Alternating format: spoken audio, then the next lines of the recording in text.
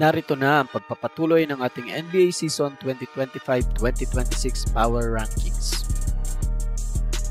From finals to struggles, isa sa pinakamasakit na kwento ngayong season ay ang pagbagsak ng Indiana Pacers. Matapos nilang umabot sa NBA Finals noong nakarang taon, ngayon ay nasa ibaba sila ng Power Rankings. Mga pangunahing dahilan, ang season-ending injury ni Tyrese Haliburton at ang pag-alis ni Miles Turner.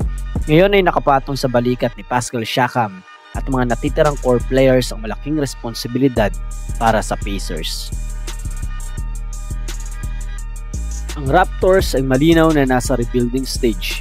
Di sila itinuturing na playoff contenders sa ngayon, pero kung patuloy na magle-level up si Barnes, pwede silang maging mas competitive kaysa inaasahan.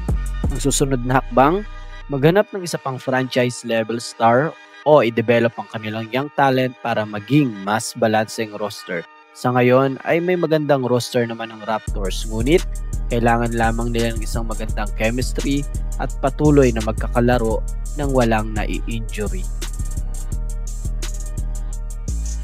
Ang Blazers ngayong season ay nasa yugto ng pag-redefine ng identity. Hindi na sila team ni Dame, kundi isang squad na nakasentro sa youth at depensa. Pwede silang makapanggulat sa ilang laban dahil sa kanilang defensive toughness na mayroon sila sa kanilang roster. Pero sa kabuuan, rebuild mode pa rin sila. Isang malaking pagbabago ang hinaharap ng Boston Celtics ngayong 2025-2026 season matapos ang ilang taon na consistent contender sa East.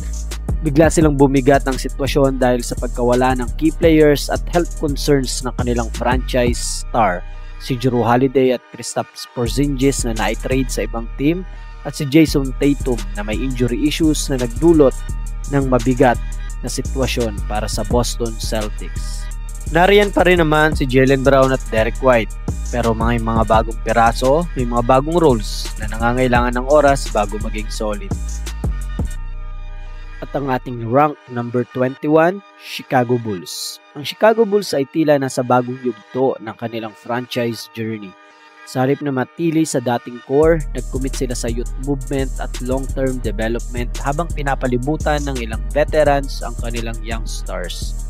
Si Josh Giddey sa kanyang pagpirma ng bagong 4 na taon at ang highly touted forward na inaasahang magiging isa sa cornerstone pieces ng rebuild na si Matas Buzelis. Sila ang young core na pwedeng maging foundation ng future ng Chicago Bulls.